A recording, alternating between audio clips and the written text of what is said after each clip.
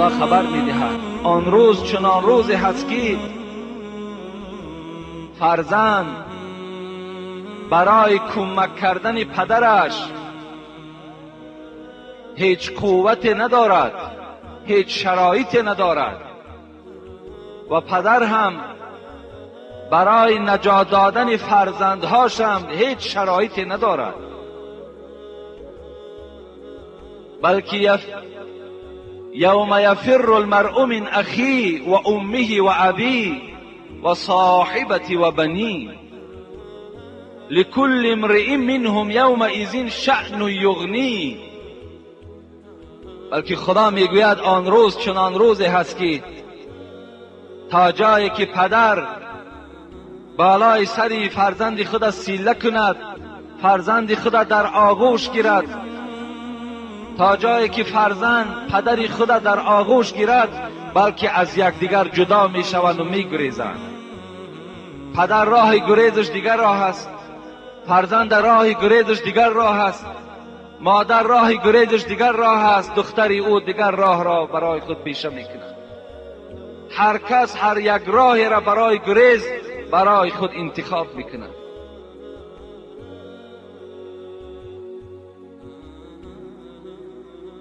یقول الانسان یومئذ این المفر کلا لا وزر الی ربک یومئذ المستقر. خدا میگوید وقتی که میگریزند چی میگویند؟ پروردگارا امروز آیا جای هست که ما را پناه کند؟ یقول الانسان یومئذ این المفر، کجا گریزیم؟ کلا لا وزر. خدا میگوید امروز دیگر قلعه های شما، خانه های شما، کوه ها شما را دیگر پناهگاهی نیست. الی ربک یومئذ المستقر. امروز همه بازگشت شما به سوی پروردگار است. شما باید در نزد پروردگار حساب عمر خودتان را جواب گویید. امروز راه گریز نیست دیگر. یحشر الناس یوم القیامت. پیغمبر خدا گفتند روز قیامت وقتی قبرهای شما تیکه تیکه می شود و شما از داخل قبر وقتی که بیرون می شوید، رسول اکرم نزد عایشه صدیقه این سخن را می گوید: حفاتا عراتا مشاتا غرلا. پیغمبر خدا گفتند روز قیامت وقتی شما زنده می شوین و از قبر بیرون می شوین، شما حالت ده هستین که پایهای شما لیچ است، پایهای شما لوچ است، در پایهای شما هیچ پای افضالی نیست. عراتا، بدنهای شما لوچ است، در بدنهای شما لباس نیست. مشاتا، شما هیچ چیزی سواره در روز قیامت همراه خود ندارید. غرلا، اشاره کرد به سوی مردها که شما در حالتی هستین که حتی ختنه نکرده شده هستین. اگرچه در دنیا ختنه هم کرده باشین، روز قیامت شما در حالتی میخیزین که شما ختنه ناشده هستین. حضرت عایشه صدیقه وقتی این سخن شنیدند، اون زنها چه زنهای مسلمانی بودند، یک ترس میگد وجود عایشه را فرا گرفت و گفت: یا رسول الله، النساء والرجال جمیعا ينظر بعضهم الى بعض. ای حبیبی خدا، شما گفتید که مردها و زنها همه در حالت عریان از جا میخیزند، یکدیگر را نظر میکنند. وقتی زنها با مردها که آمیخته باشند، این چی یک دهشتی هست، این چی یک بی‌حیایی هست.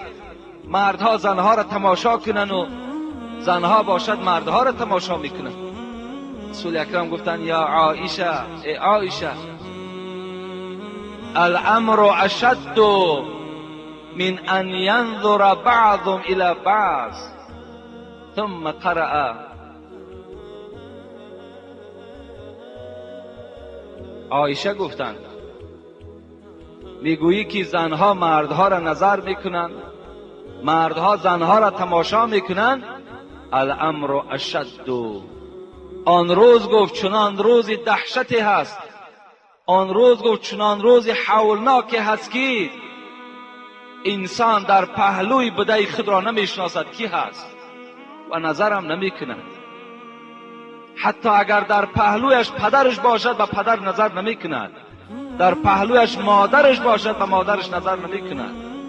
آن روز چنان دشوار روزی هست که هر یک انسان با نفسی میگوید وای جانی خودم، وای جانی خودم. از نزد پروردگار نجات میابم یا نمیابم؟ و رسول اکرم آیه سوره عبسه را خواندند که آیه عبسه را چنان تحلیل است که آن روز چنان روزی هست که شأن و یغنی شما را چنان یک امر مشغول میگرداند که شما به هیچ طرف نظر نمیکنید. اون چه امر است؟ اون چی فکر است؟ اون چی خیال است؟ اون خیالی هست که پروردگارا من نجات میابم یا نمیابم؟ آیا در گروه دوزخی ها هستم یا در گروه جنتی ها هستم؟ آیا در گروه بدبخت ها هستم یا در گروه نیکبخت ها هستم؟ هر انسان در این خیال آن روز گرفتار است. خدا رحمت کند صاحب تفسیر حسینی را، حسین واعظ کاشفی هم این خیالاتی که در روز قیامت به ما و شما می آید در یک رشته نظم در آوردن که کشتی آمد در دریا شکست، تخته زان کشتی بر بالا نشست، گربه و موش بران تخته بماند، کارشان با یکدیگر پخته بماند. نیزی گربه موش را راهی گریز، نیزی گربه موش را چنگالی تیز، هر دوشان از حول دریای عجم در تحیر باز مانده خوشگلم. در قیامت این چنین غوغا بود، یعنی آنجا نه تو و نه ما بود. حضرت میگوید من برای شما یک ساده کرده یک مثال میارم که آن روز مثل که یک کشتی در یک دریا غرق می شود و یک تخته او بالای دریا می براید و در یک پهلوی تخته گربه هست، در یک پهلوی تخته موش است. اگر اینها در دنیا رو پرو می شدن، هر آینه موش از گربه می گریخت و گربه باشد هجوم بالای موش می کرد. لیکن وقتی که در بالای بحر در بالای یک تخته هستند، این موش و گربه در یک خیال هستند که آیا از این بحر نجات میابیم یا نمیابیم. در فکر هجوم یکدیگر نیستند، در فکر یکدیگر را پیشا دنبال کردن نیستند، بلکه در خیال اینها این است که آیا از این بحر به ساحل میرسیده باشیم یا نمیرسیده باشیم. یعنی آن روز قیامت ما هم چنان حالت فرا میگیرد که آیا نجات میافته باشیم یا نمیافته باشیم. بسیاری از بدبختان همین تاجیک ما و شما وجود دارد که حتی قیامت انکار میکند، به آمدن قیامت باوری ندارد، نماز میخواند، در کار شود نماز جماعت هم اشتراک میکند، لیکن از قیامت باوری ندارد. حتی از زنده شدن روزی قیامت و زنده شدن در قبر باوری ندارد. اینها در بین همین تاجیکان ما و شما هم وجود دارد. وای به حالشان. ایحسب الانسان ان لن نجمع عظاما بلا قادرین علی ان نسوی بنانا. این خداوند از بالای 7 طبقه آسمان ندا دارد، میگوید بعضی از انسانها گمان میبرند که این استخوانهای پوسیده اونها را ما جمع کرده نمیتونیم. بعضی از انسانها گمان میبرند که ما این استخوانهایی که 1000 ساله و 2000 ساله هستند اینها را زنده گردانیده نمیتونیم. لیکن خدا میگوید بلا قادرین علی ان نسوی بنانا. این پروردگار شما چنان قادر هست که حتی همین سرهای انگشتان شما را برابر میکند. ان نسوی بنانا، این معجزه قرآن است.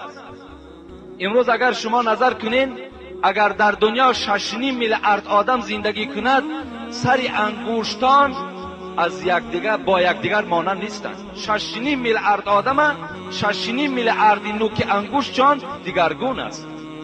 خطهایی که در این بالای نوک انگشتان هست اینها دیگرگون هستند. بین در انسانها چشمهای مانند یافت می شود، دستهای مانند یافت می شود، قدهای مانند یافت می شود، لیکن نوک انگشتی مانند در دنیا وجود ندارد. اگر شما در برنامه های تلویزیونی تماشا کنین، وقتی انتخابات پرزیدنت ها می شود یا دپوتات هاش می شود، نوکای انگشت رنگ میکنن و در بالای کاغذ میگذارن، مثل مهر، مثل پیچت واری، و او را در کامپیوتر جا میکنن. برای چی؟ برای چی کف دستی او را نمیگیرن؟ برای چی کف پای او را نمیگیرن؟ فقط نوک انگشتی او را میگیرن، زیرا در دنیا نوکای انگشت ها مختلف هستند. نوک انگشت در دنیا مانند نیست. خدای را در قرآن معجزه قرآنی است که ان نسوی بنانا، ما حتی نوک انگشت هاتون را برابر میکنم.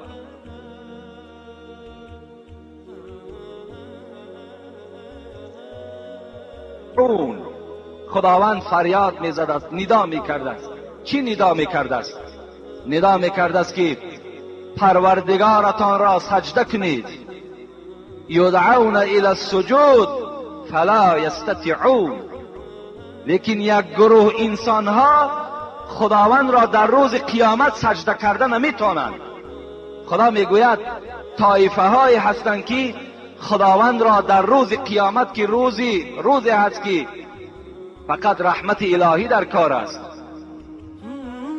همان روز برخی از بندگان خداوند را سجده کرده نمیتونستند. برای چی نمیتونند؟ مفسران میگویند که همون انسانهای سجده کرده نمیتونند که میانهای اونها همون ستون مهره که امروز چقدر به آسانی خم و راست میشود، این ستون مهره ها یخ میکنند، یک لخت میشوند، دیگر راست میماند. سجده کرده پروردگار را نمیتواند. برای چی نمیتواند؟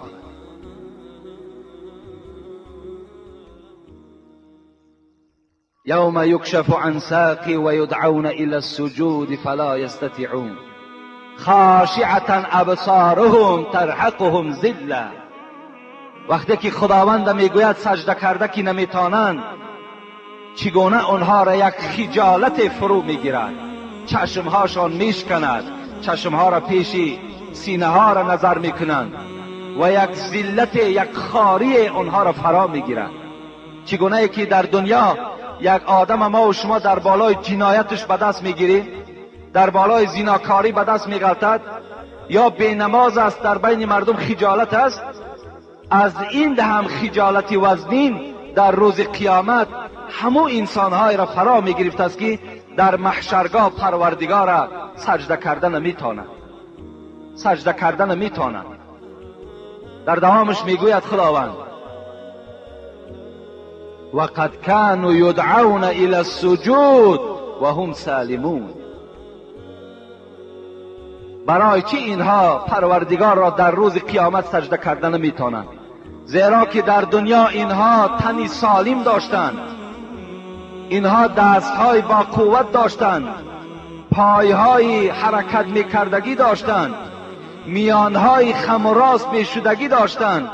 لیکن در دنیا که خداوند اینها را به سوی سجده، یعنی به سوی نماز با جماعت دعوت کرد، اینها در دنیا که رد کردن، در قیامت اینها خدا را سجده کردن نمیتونند. ایرا مفسرات چگونه که یاد کردم ابراهیم تیمی میگه یعنی الى الصلاه المکتوبه بالاذان والاقامه، همین و هم سالمون که خداوند میگه اونها سالم بودند، تنی صحت داشتند، لیکن در دنیا که خدا را سجده نکردن، ابراهیم تیمی میگوید که مراد از این سجده این نماز هست که از مکانی که اذان قامت گفته می شود ان همون نماز در نظر داشته است، یعنی نمازی با جماعت است. سعید ابن مسیب باشد چی میگوید؟ کان یسمعون حی علی الصلاة حی علی الفلاح فلا یجیبون و هم سالمون. سعید ابن مسیب میگوید مراد از این سجده که پروردگار در این آیت خبر داد، این همون سجده هست که مؤذن فریاد میزند حی علی الصلاة، بیایید به سوی نجات، حی علی الفلاح، انا در همین مسجد نجات است، انا در همین نمازی با جماعت نجات است. فلاح از کلمه نجات است. در اینجا شما نجات میابید، در اون خانه نه. بعضی از بیخیردان موی سفید است، ریشش مثل کفن واری سفید است، امروز یا فردا خبر مصیبتش میرسد میگه در خانه هم که خانه باکی ندارد. شرم به تو باد. این نصیحتی پدرانه تو اگر این باشد، خودت در روز قیامت پروردگار را سجده کرده نمیتونی.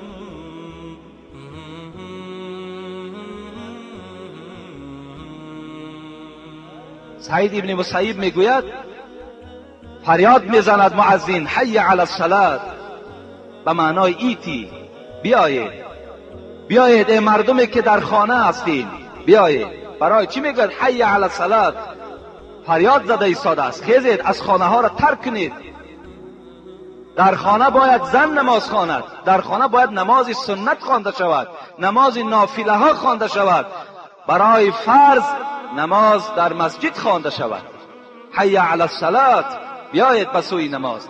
حی علی الفلاح، انا در همین نمازی که در جماعت خوانده می شود، سعید ابن مسیب میگوید خداوند میگوید که انا در همین نماز چی است؟ نجات است. میشنوند صدای اذان میشنوند. یا امروز صدای اذان شنیدن شرط نیست، در محله که مسجد هست باید که در همون محله تو میشنوی نمیشنوی نمازت باید با جماعت خوانده شود. حضرت کعب الاحبار حضرت گفتند والله گفتند ما نزلت هذه آیه فی الذین تخلفوا عن الجماعه فأی وعید اشد من. حضرت کعب الاحبار میگوید این آیه که در سوره قلم است که ما تلاوتش کردیم، قسم به خدا میگوید سبب نزول این میگوید فقط و فقط در حق آن کسانی هستند که تخلفوا عن الجماعه، از جماعت بیزاری میطلبند، از جماعت پرهیز هستند، جماعت را بد میبینند، در جماعت اشتراک نمیکنند. قسم به خدا میگوید این آیت فقط و فقط در حق اونها نازل شده است. ایرا کعب الاحبار در تفسیر همین آیت میگوید و حضرت میگوید از این آیت را دیده برای آدمانی که نماز جماعت را ترک میکنند دیگر وعیدی سخت در قرآن وجود ندارد. امروز با این قدر شرایط، با این قدر حالتهای خوبی که در ما هست، اگر ما و شما نماز ترک کنیم، اگر ما و شما نماز جماعت نخوانیم، ما و شما را هم آشکار میکند که شما مسلمان کامل نیستین، شما زمانه ساز هستین. تا دیروز یک زمانی بود که آمدن مسجد جنایت بود، برای تو یک بانه بود که مرا حکومت نمیگذارد، در قانون ممکن نیست. امروز الحمدلله چنان راهبری داریم که عدلش تمام جمهوری ما و شما را فرا گرفته است. مرحمت، رفته در مسجدهاتون نمازتون خوانین.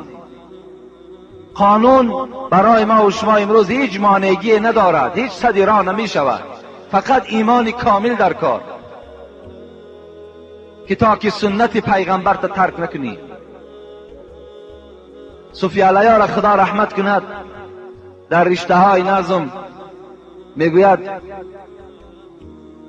به خصوص آن گزیده دو صحرا خاتم انبیا حبیب خدا، آن حبیبی که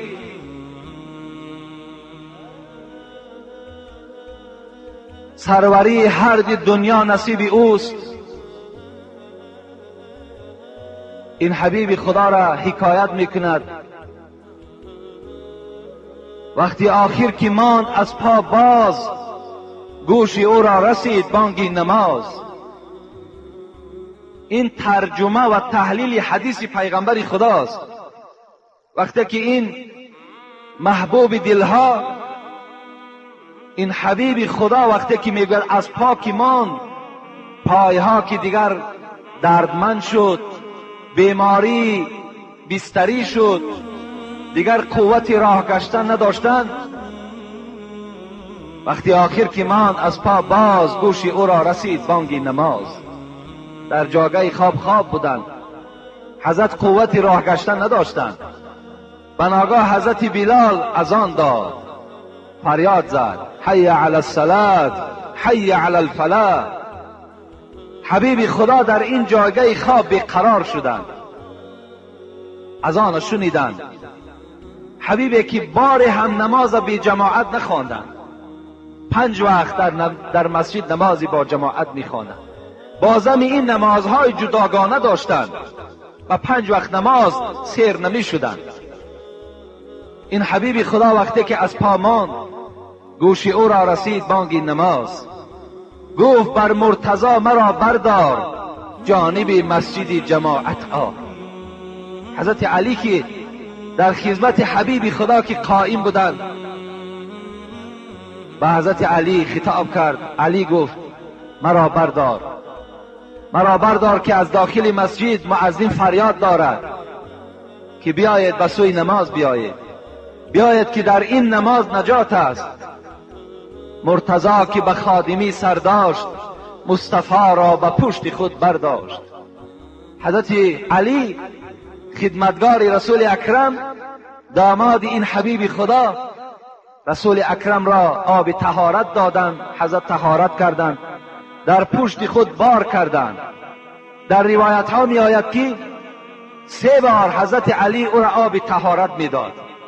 در پشت که بار میکرد، حضرت حبیب خدا که بدنش خیلی ضعیف شده بود و خیلی بیماری وزنی که فرا گرفته بود، نصف را که میرفت میگفت علی پس گرد که من طهارتم شکست. حضرت پس میگشتند، باز می آمدند، 3 بار میگوید حضرت طهارت دادند، 3 بار آب طهارت گرفتند. مرتضی که به خادمی سر داشت، مصطفی را به پشت خود برداشت. پشت پای رسول معبودی، از ضعیفی به عرض می سودی.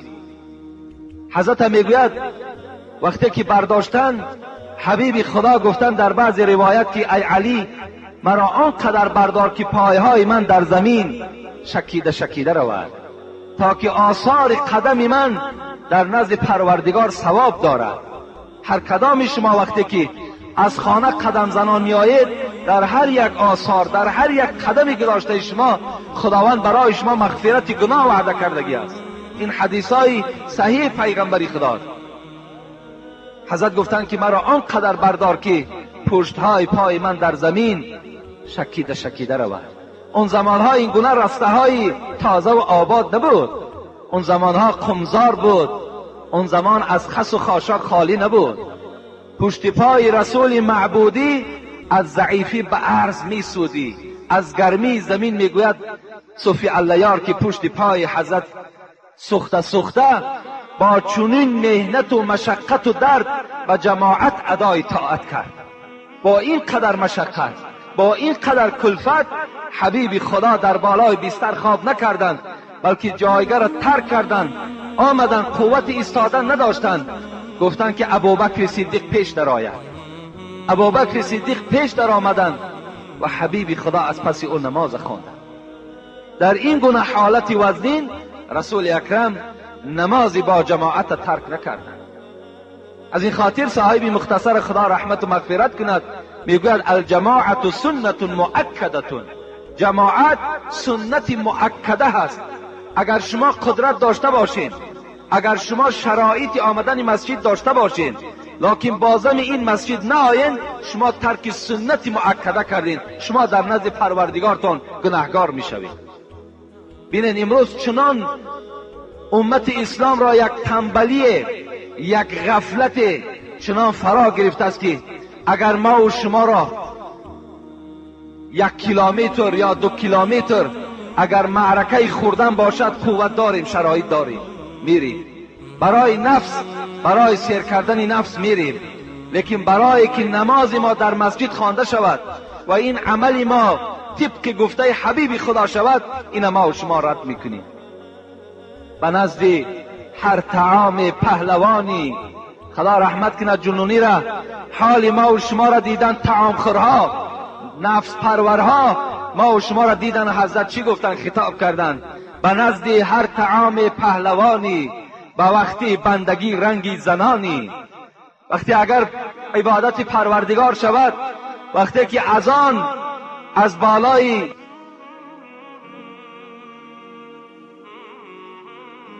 هر حال چیکار میکنین؟ مثل زنها واری عذرهای شما پیدا شدن میگیرد، هر گونه عذر را پیش آوردن میگیری. بچم پام نمیشود، بچم وقتم نیست، احوالم بدای، در خانه هیچ کس نیست، لباسم بی نمازای و هر گونه عذرها پیدا شدن میگیرد. به نزد هر طعام پهلوانی، به وقتی بندگی رنگی زنانی. روی کوها به عزم بیل دسته، به مسجد می شود پایت شکسته. همه جا می رای، مثل گاواری خوراک تک خورده می تانی. تمام دنیا را اگر بارد کنن، بار دنیا را کشیده می تانی. اگر در یک زمین داشته باشی، برای زمینت از سحر تا دیگه در همون زمین نیستی، برای که یک ماه یا 2 ماه خوراکی تو پیدا شود. لیکن در یاد تو آمدن مسجد هیچگاه نمیزند، دل تو بار هم به مسجد نمیسوزد. امروز شکرانه کنین، خدا این استقلالیت و این آزادی را برای شما داده است. باور کنین این نعمت گران است. خودتان میشینین میگوین که تراویح را خوانده نمیتانستین. شما همین سخنها از زبان شما پدرهای عزیز میبراید، تراویح ما خوانده نمیتونیم، پدرها ما را بدرقه کردند فلان و فلان. امروز الحمدلله که این شرایط بهترین آمده است، چرا شما شکر نمیکنید؟ درهای مسجد گشاده است، فقط آدمی با تقوا میکاود، فقط آدمی ایماندار میکاود. مرحمت بیا دروازه ها هوی، دیگر چی بانه داری؟ کشی چون گاو دائم بار دنیا، شوی در خدمت مولا کسلها. مثل گاواری دنیا را در طلب دنیا، در پرورش نفست غطه زدگی هستی، لیکن در خدمت مولای خودت، در فرمان پروردگار خودت اینقدر عاجز آمدی. حضرت عمر خدا رحمت و مغفرتشان کند، بار نماز عصر را خواندند. نماز عصر خوانده شد، فاتحه و دعا کرده شد و بر جمعیت نگاه کرد. اونها عجیب ایمان با قوت داشتند. جماعت نظر کردند که یک نفر در جماعت اشتراک ندارد. حضرت گفتند فلانی در کجاست؟ گفتند شاید بیمار باشد. حضرت عمر از مسجد راست خانه همون کس رفتند. چرا در جماعت اشتراک نمی کنند؟ آمدن دروازه این مرد که در جماعت اشتراک نداشت تق تق کردند. مرد از خانه برآمد. مرد در خانه بود که حضرت عمر در را تق تق کرد. از داخل صدا شد کی هستی؟ گفت فرزند خطاب هستم، عمر هستم. وقتی این مرد میگوید نام عمر را شنید، یک لرزه وجود او را فرا گرفت. حضرت عمر چنان از خدا می ترسیدند، چنان یک هیبتی داشتند که تمام مردم را هیبت او فرا گرفتگی بود، زیرا وای عدالت داشت، وای حقیقت شناس بود. گفت عمر ابن الخطاب هستم. میگوید این مرد با شتاب دوان آمد، دروازه را گشاد و سلام داد، السلام علیکم، و تعظیمی بر عمر کرد. حضرت عمر گفتند از جانب مسجد صدا شد، از بالای آسمان پروردگار تو حی علی الصلاة گفت، بیا به سوی نماز. حی علی الفلاح گفت، سخن پروردگار تا رد کردی و سخن عمر ابن الخطاب اجابت کردی و پیش عمر آمدی. از خدا بترس. گفت از خدا بترس که سخن عمر برای تو قبول شد، دروازه را به بالای عمر کشادی، دوان دوان آمدی، لیکن سخن پروردگار تا رد کردی. از خدای خودت بترس. عمر این گونه خصلتی داشته. این سحر یک جوان برای من یک سخن گفت که از زبان یک خیلی آدم ناکس، نالایق، یک بدبخت که سرزنش حضرت عمر را کرده بوده است. من یقین میدانم که وی شیعه هست، وی شیعه هست، وی کسی هست که آرامی تاجیکستان را نمیخواهد، وی کسی هست که میخواهد در بین ما و شما باز اختلاف ها پیدا شود. این گونه رویه ها در بین ما و شما پیدا شدن، احتیاط کنید. میگوید یک مرد در یک معرکه حضرت عمر سرزنش میکند، حضرت عمر قبیح میگوید، دشنام میدهد. ای انسان، تو با خبر باش که حدیث بخاری و مسلم است.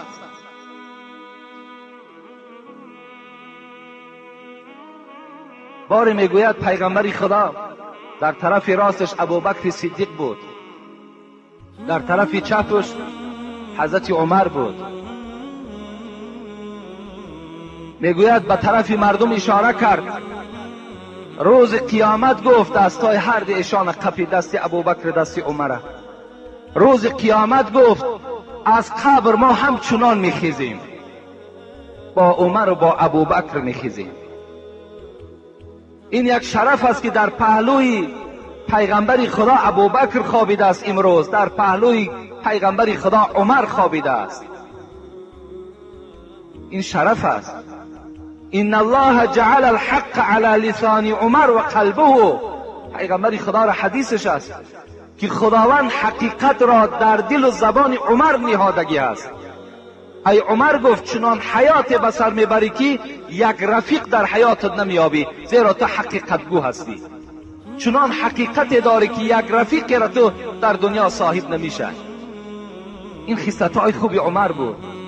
چگونه همی انسان زبانش گشاده میشود، عمر را سرزنش میکند، ابوبکر را سرزنش میکند.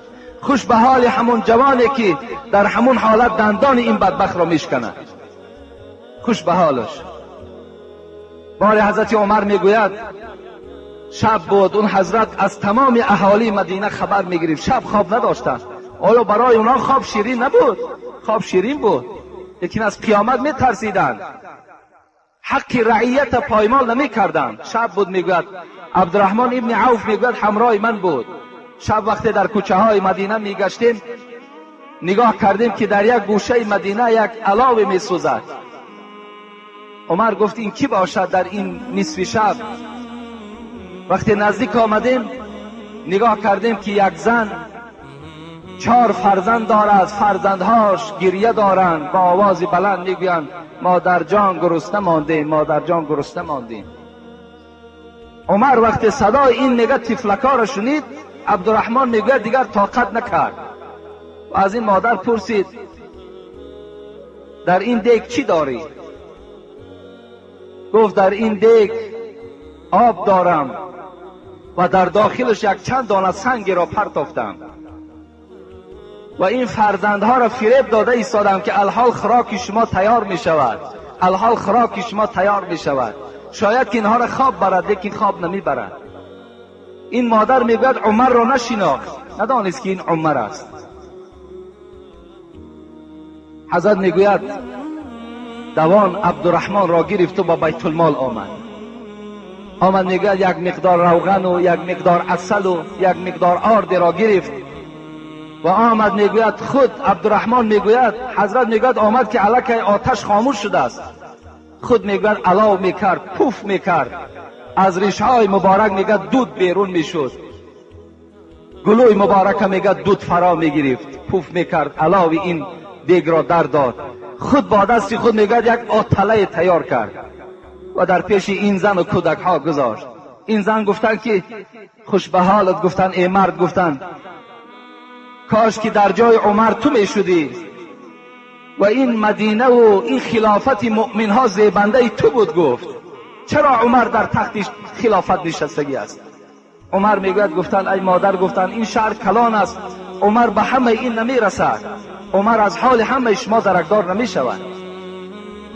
میگوید وقتی خوراک دادن همین عمر امیر المؤمنین، وقتی میگوید نگاه کرد که کودکا خوراک خوردن، سیر کردن، خواب کردن، عبدالرحمن میگوید یک سنگ کلانی بود، از پس همون سنگ نگاه میکرد کودکا چگونه خواب هستند. وقتی اونها را در حالت خواب دید میگوید پس گشت آمدن و میگه به این مادر اعلان کرد که سحر به مسجد بیا، اونجا من برای تو عمر را نشان میدهم که عمر کی هست. عبدالرحمن ابن عوف میگوید وقتی که ما سحر بامداد خواندیم، نگاه کردیم از دروازه همان زن با همراه کودک‌ها در آمد. وقتی عمر را میگه در محراب دید و مردم همه مراجعت دارد امیر المؤمنین امیر المؤمنین، این زن میگوید خجالت شدند، گفتن ای عمر، گفتن مرا ببخش که من شب خیلی شما را سخنهای درشت گفتم، سرزنش کردم. عمر گفتن نه، گفتن این سرزنش نبود، تا بروز گفتن حضرت عمر من خواب نداشتم، تا بروز گفتن من در گریه بودم که حال شما را در قیامت چی جواب میگویم. و میگوید گفتن ای مادر از من راضی شدی؟ گفتن راضی شدم. گفت در اینجا یک مکتوب بنویس به دست، خدا ترسی را ببینید، یک مکتوب با دست خود بنویس و بگو که من از عمر راضی هستم. و نویسان که من از عمر راضی هستم. عبدالله ابن مسعود فریاد زد، عبدالرحمن ابن عوف فریاد زد، گفت در زیرش امضا کنید، امضا کنید که این زن از عمر راضی هست. میگوید امضا کردند و گفت ای گفتن پیروان عمر گفتند وقتی عمر از دنیا میگذرد شما را به خدا قسم میدهم که همینه در پهلوی من در قبر همین مکتوب گذاره تا که در پیشگاه خدا من جوابگر نباشد. عمر چگونه شخصیت بود، این گونه خدا ترسی داشت. این نجس ها و این بدبخت هایی که عمر امروز ملامت میکنن خودشان چی خدمت کردن؟ خودشان کی هستن اونها؟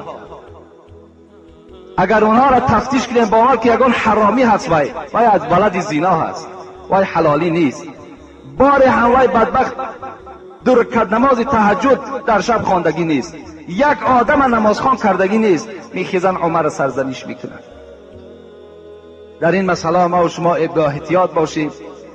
و این عمری هست که برای نمازی با جماعت اینقدر کوشش میکردن. اگر عمر از خدا نمیترسید پس کجا خیس رفت برای یک آدمی که در قوم در جماعت اشتراک نمیکند برای او شده اینقدر سرگردانی کردند و یا اینقدر تحقیر کردند. انشاءالله من جمعه آینده در باب این فضیلت های نماز جماعت باز با شما صحبت میکنم، زیرا خیلی حدیث های پیغمبر خدا ناگفتمان و به همه شما خبر میدهم که روز سه‌شنبه چگونه که همه شما انشاءالله میدانید یا کسانی که ندانند، روز سه‌شنبه ما و شما باید که روزدار باشیم. یعنی روز دوشنبه خدا خواسته باشد نماز تراویح میخوانیم، کار کنین که البته جماعت های مسجد ترک نکنین. برای همون چهارسومی که در صدقه فطر ما و شما را میدهند برای او شده ترک سنت پیغمبر در راه ندهین. کار کنین که نمازهاتون در مسجد خوانده شود. زود است که این میگذرد، صدقه فطر شاید اون 50 سامان شود، 100 سامان شود، لیکن ثواب این نماز با جماعت، ثواب اینی که در مسجد خوانده می شود، این خیلی زاید است، خیلی زیاد است. و به همه امام ها هم یک التماس دارم که در همین یک ماه مبارک کار کنند که در بین مردم ترغیب و تشویق کنند، مردم به سوی مسجد دعوت کنند، در بین مردم در نیم ساعت اقلا جدا کنند، در بین مردم امر معروف کنند، نهی از منکر کنند. این افضل و بهتر است.